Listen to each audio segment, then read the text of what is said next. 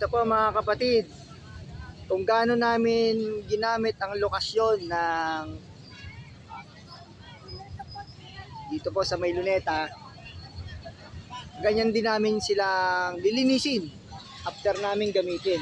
Ayan, makikita nyo po yung mga pinagkainan natin. Ayan po yung mga ginamit natin mga placards, nakasegregate po yan, plastic, yung mga placards, yan po, mga tarpaulins. Makikita nyo po dito sa National Peace Rally natin, pagkakaisa hindi po pinupolitika dapat. Yan po yung mga dapat natin isaalang-alang. Peace Rally po ang ginawa natin, hindi po tayo ng gulo.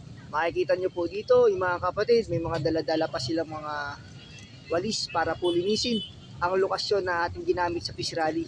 Kaya po, tingnan nyo mga scan mga kapatid, kung saan-saan pang mga probinsya galing itong mga to. Pero mapapansin nyo po, talagang nilinis muna bago po umalis.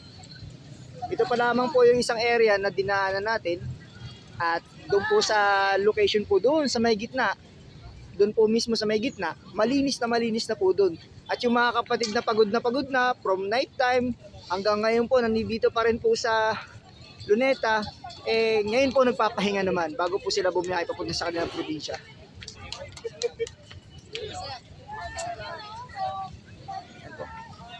Ito po yung sitwasyon natin dito sa Luneta Park. Ayan po. Isang bus po yung ginamit nilang panlinis dito. Ayan, mapapansin niyo po doon. Dito po sa mapapansin niyo yan. Nilalagay na po sa ilalim yung mga gamit na ginamit nilang panglinis. Kalimitan po dito, hindi lang po scan. Kalimitan din po dito yung mga kapatid natin may mga tungkulin. Yan po. Ayan, salamat po sa mga kapatid na nagsakit at magandang gabi po sa ating lahat.